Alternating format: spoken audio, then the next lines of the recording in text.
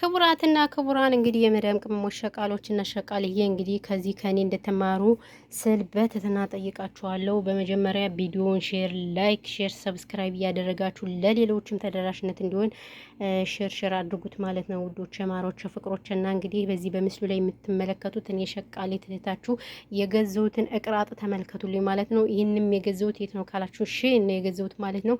መቼ የገዛችሁ ካላችሁኝ ደግሞ ዛሬ ስንት ዓመት ገዝቼው ሳላስበው ተጠራቅሞ ከየት እንደመጣ አላቅም፣ ወዴት እንደመጣ ፈጣሪ ይወቀው።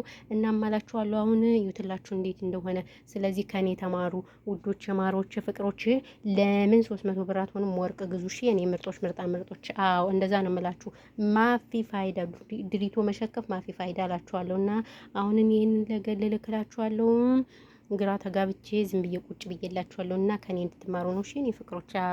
በተረፈ ቪዲዮዬን እያያችሁ ደግሞ ላይክ፣ ሼር፣ ሰብስክራይብ የማታረጉ ልጆች እናንተ ተጠያቂ መሆናችሁ አይቀርም። እውነቴን ነው የምላችሁ። ቆይ እኔ ማልበረታቱ የመዳም ሸቃላ ለምንድን ነው እንዲህ አይደብራችሁም? አዎና ሼር ሰብስክራይብ አድርጉልኝ ወዶች፣ ማሮች፣ ፍቅሮች። በተረፈ እንግዲህ ያለው ነገር ይሄ ነው። አይ ሸቃሊት ባይዘዌ ጋይስ፣ ይሄ ትንሽ እንዳይመስላችሁ ኬስ አድርጌበት ነው። አያችሁት? ወዮ አዎ እንደዛ ነው። እና ይሄን ያለው ነገር በነገራችን ላይ ብዙዎቻችሁ እቃ አታብዙ፣ አትግዙ።